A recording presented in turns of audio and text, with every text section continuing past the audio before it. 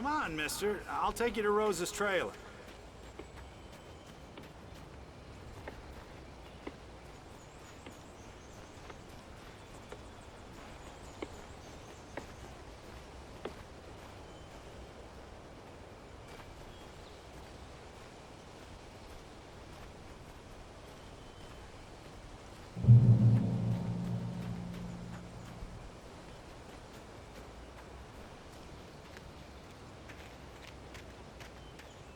Yeah, how about that?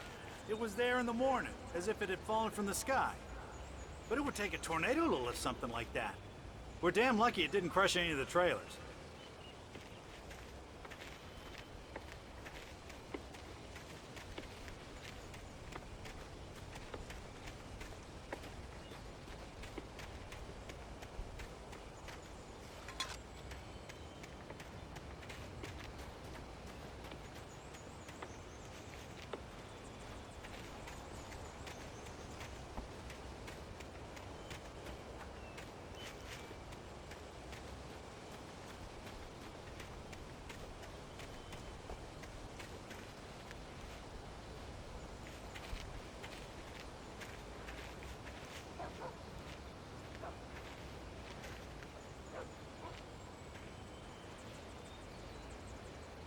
It gets better.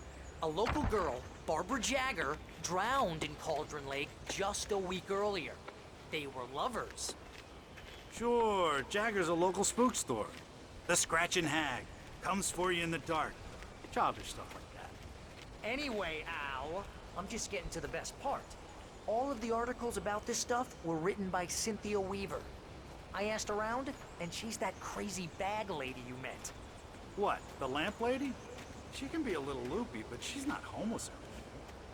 Yeah, anyway, she knew both Jagger and Zane before they both died, and she had some kind of a breakdown.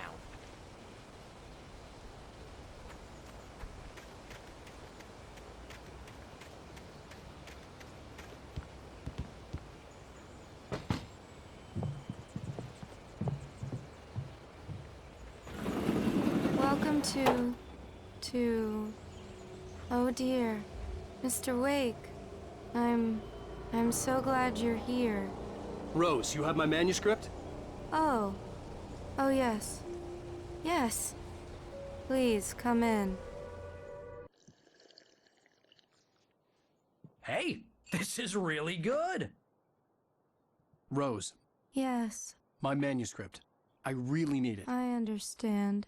I know what you need. A muse to inspire you. Oh, for Barry? She doesn't have anything. Yeah, hey, Al? Al, what's... Oh... Barry! What?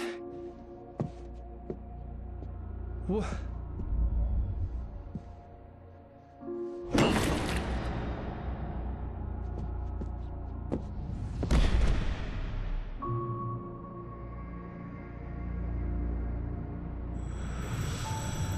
It's coming for you, hiding in my barber's skin. I'm too weak to stop it. You must turn the lights on. I promised I'd come visit you and your lovely wife. You must finish what you started. I insist. You must turn the lights on. Turn the light on. Back to work, boy.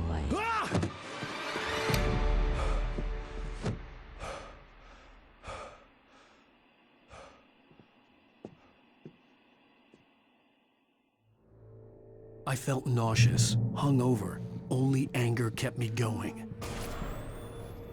I can't tell reality from dream anymore, but it seems I have an imaginary editor to help me.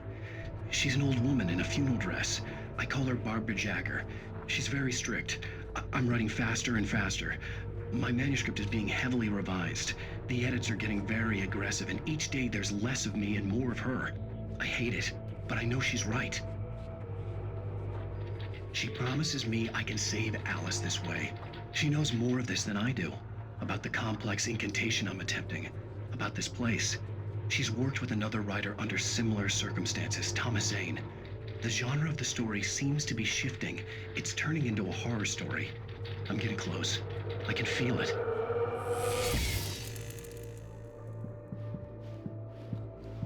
Rose took a day from me. I had less than 12 hours left to meet the kidnapper. All I could do was get Barry into the car, work something out once I got on the road. Welcome to the Oh Dear Diner. What can I get you today?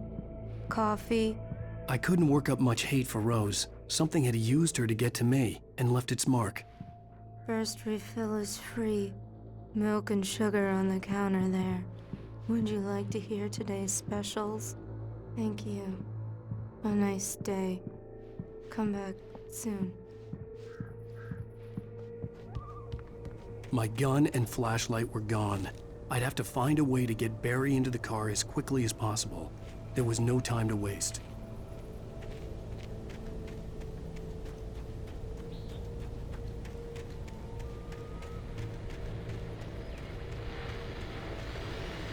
I just stepped outside to catch a breath of fresh air. Let me tell you, the weather's getting heavy. Nights like this make me especially glad I'm here talking to you and not home in bed. Once the weather takes a turn like this, I can't sleep at all. It's all tangled bed sheets and dark thoughts, punctuated by the occasional plunge into nightmare. Is it just me? Well, perhaps it is. But I hope I can make the night a little bit easier to get through. Caller, you're on KBF FM. Hey, hi, it's Walt Snyder. What's on your mind, Walt? Well, I ain't the way you are, but, well, I can't sleep either, you know? I just been staring out the window here, trying to make sense of it all, but, I ain't been drinking either, you know? I just... Well, you sound like a man with a problem, Walt. I had argument with Danny.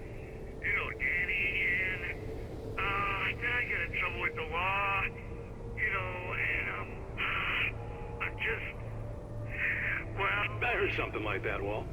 Yeah, well, you know, Danny's my best friend, and, they let me on bail today. And now I'm just alone here at the window, you know, waiting.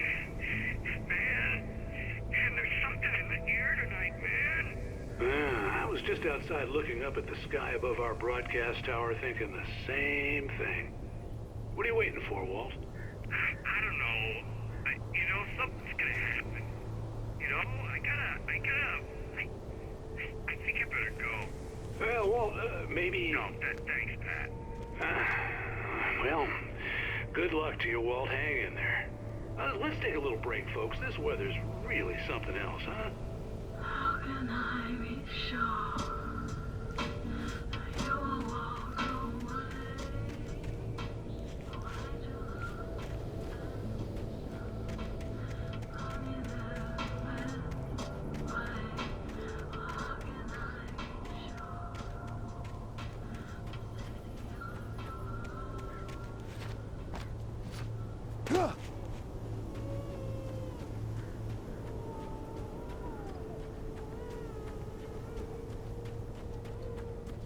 Oh, you're gonna get it now. God knows what you've done to that poor girl. This is Agent Nightingale, FBI! Get him up, Hemingway! You're under arrest! You move a muscle, I'll unload right in your goddamn face! Stay right where you are, Slane!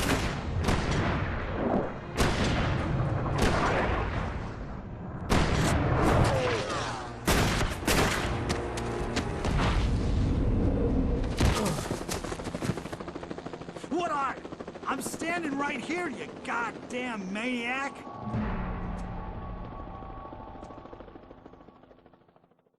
I hated to leave Barry behind, but there was no way I'd miss my appointment with the kidnapper. Give it up, Mr. Wake! Come on! Make it easy on him!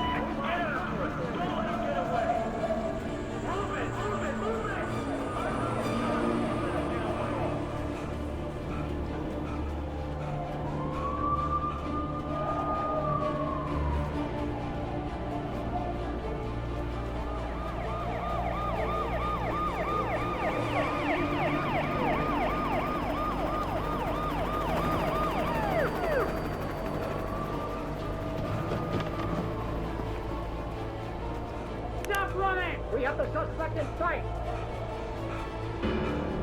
Okay, men. Keep your eyes peeled. He's gonna try to make it through here. Oh, damn.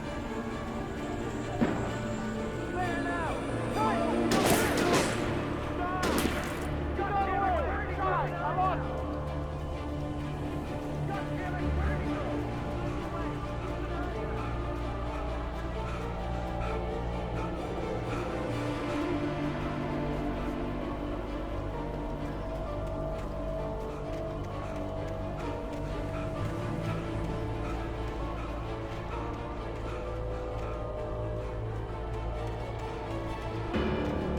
He's gone!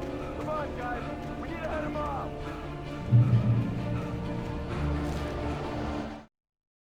Mr. Randolph liked Rose. That little smile she had. How she was still sweet when life had tried so hard to make her bitter. It wasn't any of his business what she did in her trailer. But those strangers, the writer and his smart-ass sidekick, looked like trouble. And they'd been in there for hours, way past her normal bedtime. He reached for the phone and called the sheriff's station. For decades, the darkness that wore Barbara Jagger's skin slept fitfully in the dark place that was its home and prison. It was hungry and in pain. It dreamed of its nights of glory when the poet's writing had called it from the depths and given it a brief, terrible taste of power and freedom. The rock stars had stirred it from the deep sleep the poet had sunk it back to in the end. When it sensed the writer on the ferry, it opened its eyes.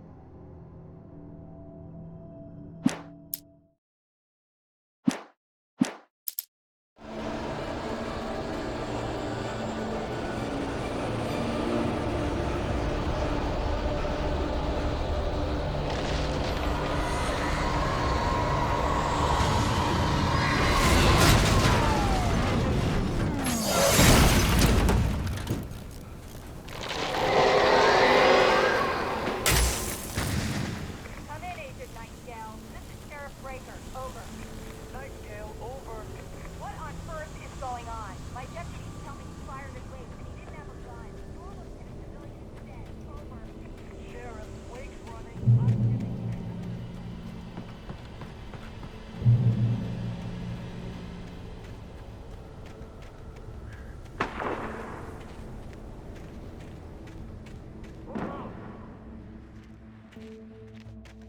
Search the area!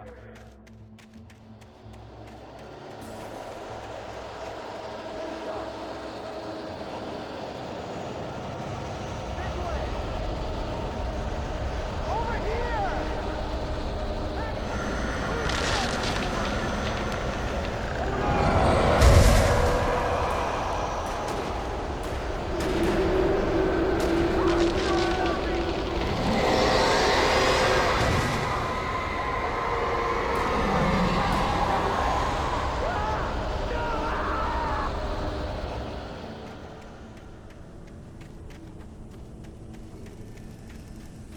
This horror was everywhere I went, circling me. The cops didn't stand a chance. They were after a writer, not a monster.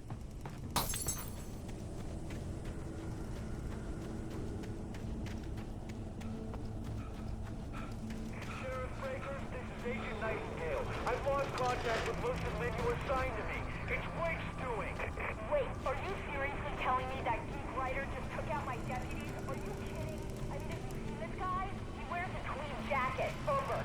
He's the guy we're chasing. If it's not him, who then? Bigfoot? Over. I don't know yet, but I'm not in the habit of jumping to conclusions.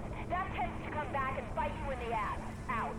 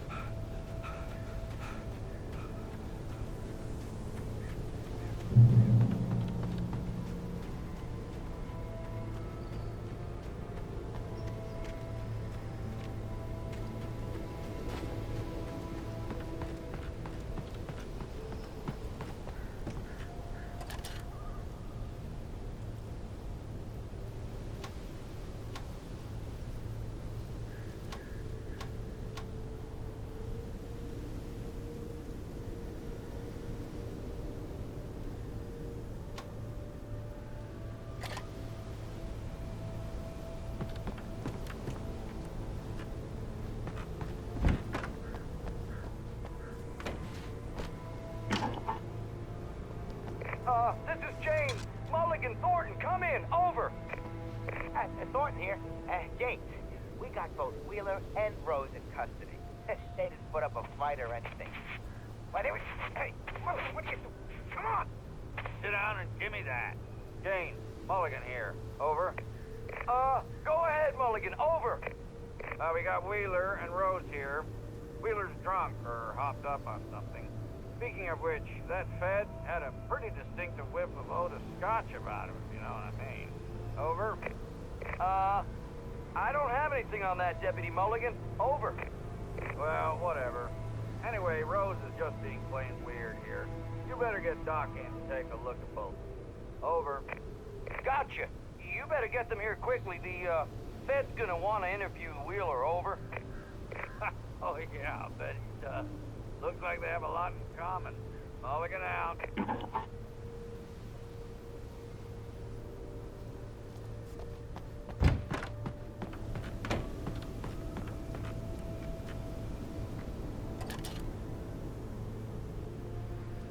I could see the lights of the radio station in the distance.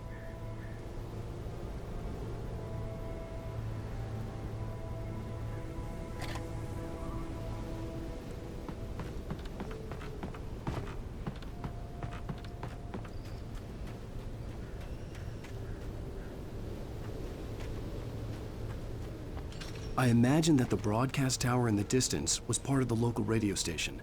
Maine seemed like a decent guy. Perhaps he could give me directions to the coal mine.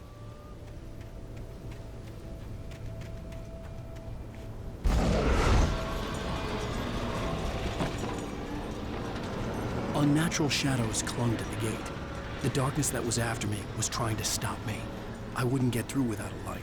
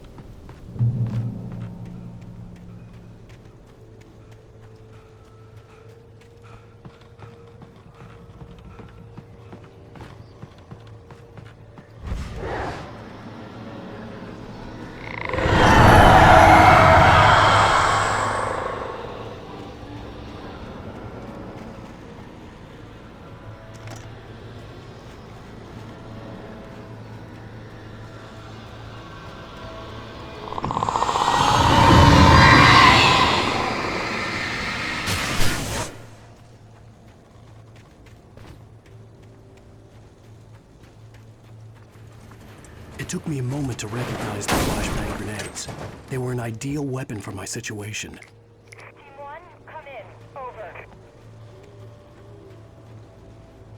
Team 1, this is Sheriff Breaker. Report. Over.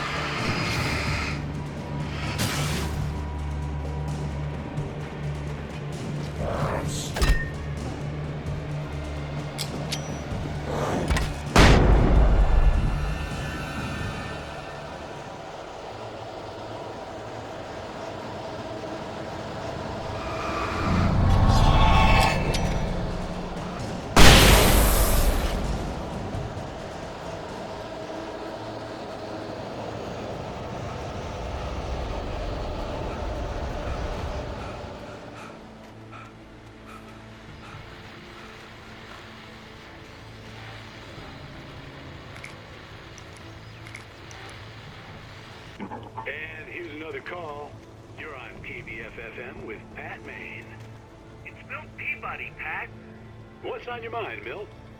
Well, I live near the the trailer park, Pat, and there's a big ruckus going on over there. Well, that's just up the road from me, too. What's going on, do you know? I don't know, but there's a bunch of police cars there, lots of sirens, a helicopter buzzing around, and I think I heard some gunshots. Gunshots? Yes, sir, like from a pistol. So can you find out what's going on? Because it's just next door and they're popping off guns there. They're still shooting? No, it was maybe 10, 15 minutes ago. It sounds serious, Pat. I'm telling you, it don't sound like no party. Well, I'm certainly going to give the station a call, Milt. Okay. You'll hear it here as soon as I hear from them. Okay, thanks.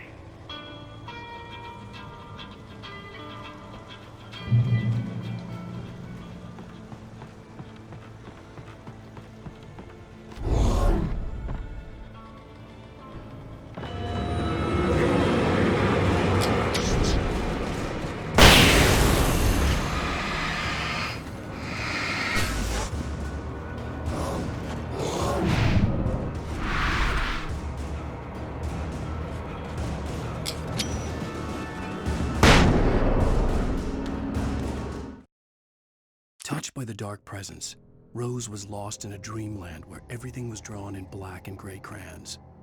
The old lady had promised her that all her wishes would come true. She would be Alan Wake's muse. She was smiling so hard it hurt her face. She crushed a bottle full of sleeping pills into the coffee. Deep down inside, she was screaming in terror.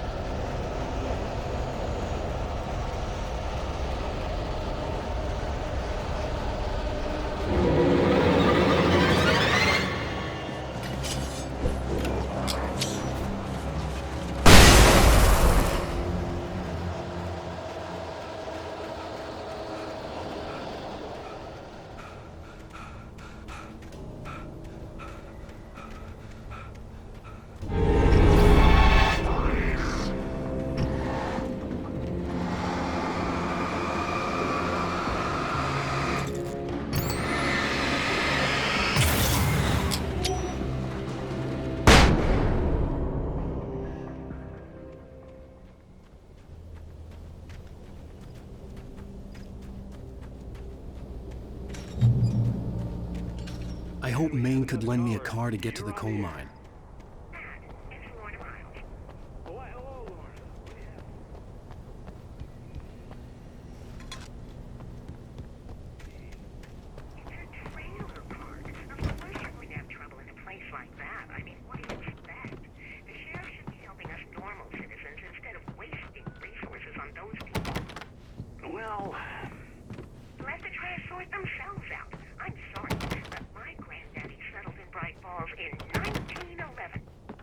Well, thank you very much for that compassionate viewpoint, Lorna.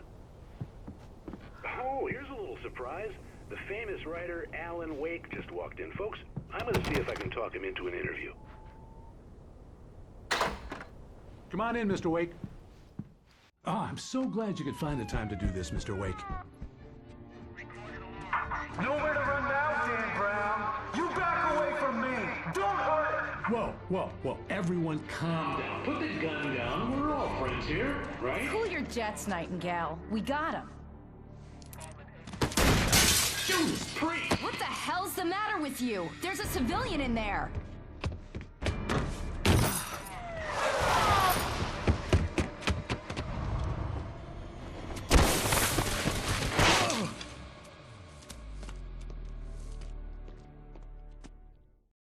I'll get you yet, even if it kills me. You hear me?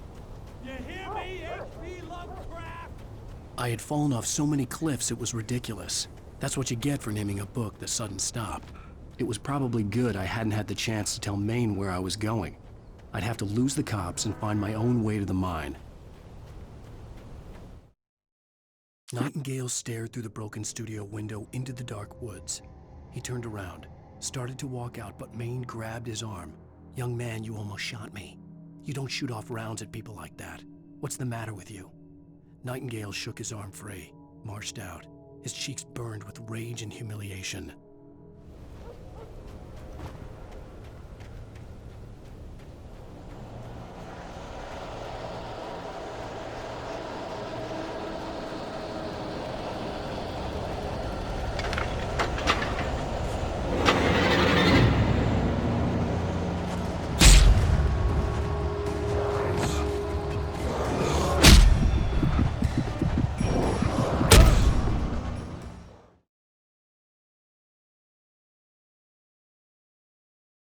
I'll get you yet, even if it kills me. You hear me? You hear me, H.P. Lovecraft? I had fallen off so many cliffs it was ridiculous. That's what you get for naming a book The Sudden Stop. It was probably good I hadn't had the chance to tell Maine where I was going. I'd have to lose the cops and find my own way to the mine.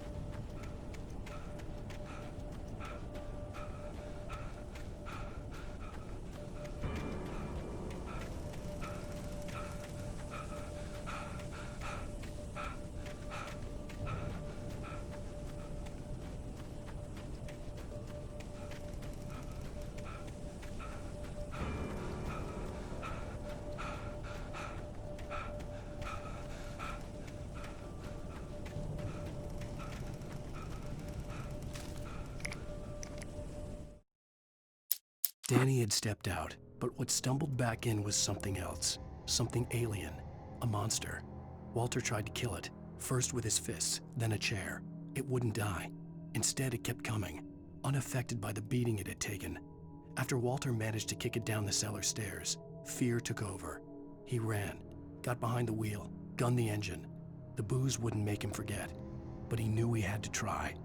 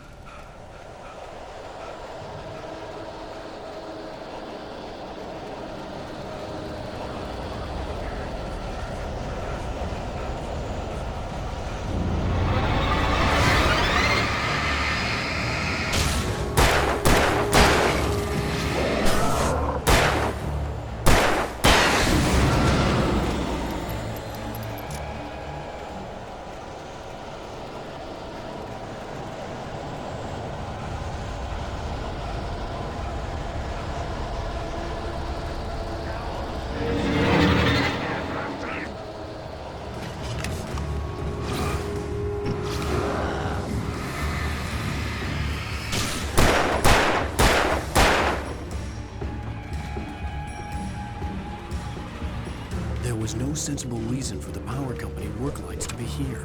It was almost as if they'd been left for someone like me to use.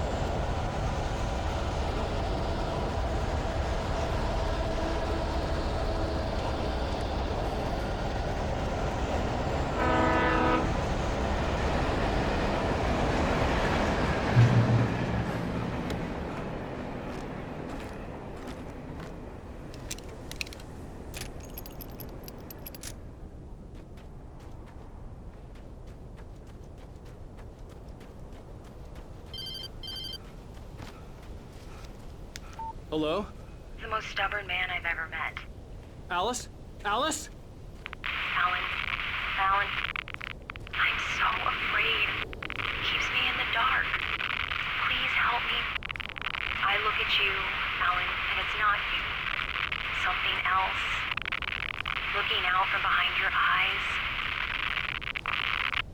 Alice, I'm here. I'm so alone here. It's all gonna go to hell. You need to be careful. Cooperate. The connection had been terrible, but that wasn't the only thing that hadn't been right with the call. She sounded wrong somehow, but she had called me.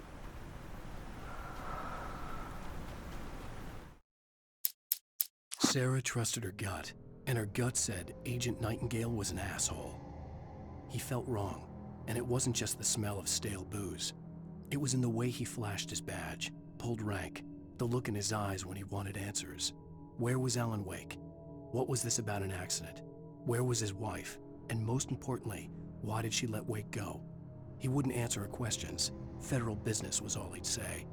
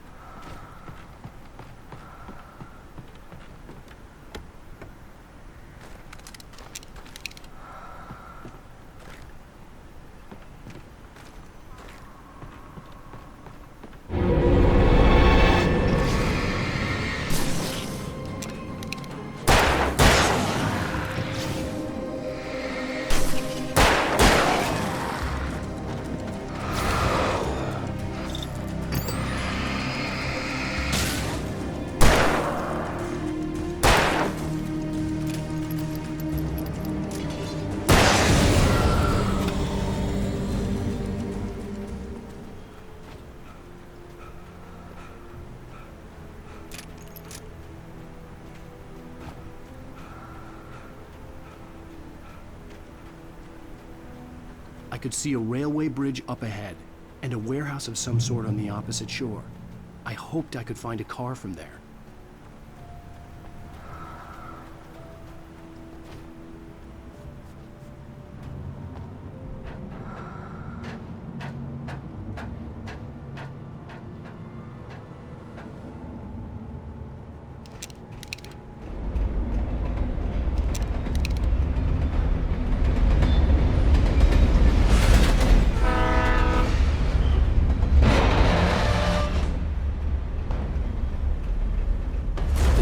That was pursuing me was growing stronger, and it was taking over everything in its path.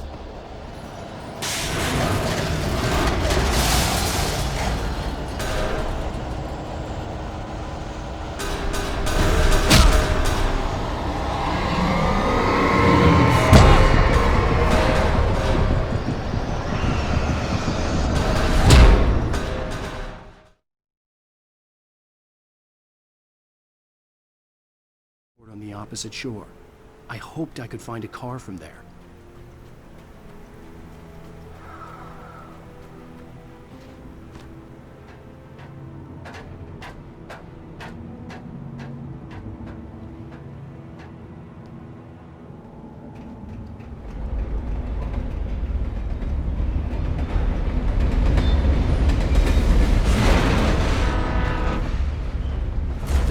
That was pursuing me was growing stronger, and it was taking over everything in its path.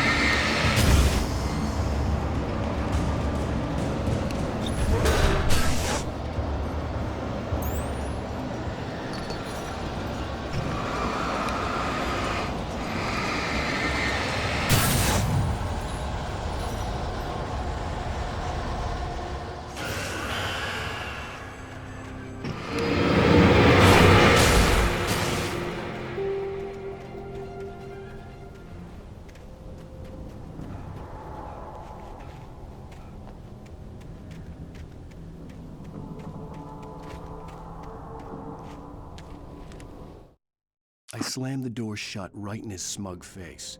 He pleaded for me to open the door. True to form, the asshole actually thought I would obey. I had no sympathy left, no guilt either, not for him. I took a moment to savor the scream. I bet I had a smile on my face. It was all that I had time for. The dark presence was inside the lodge with me.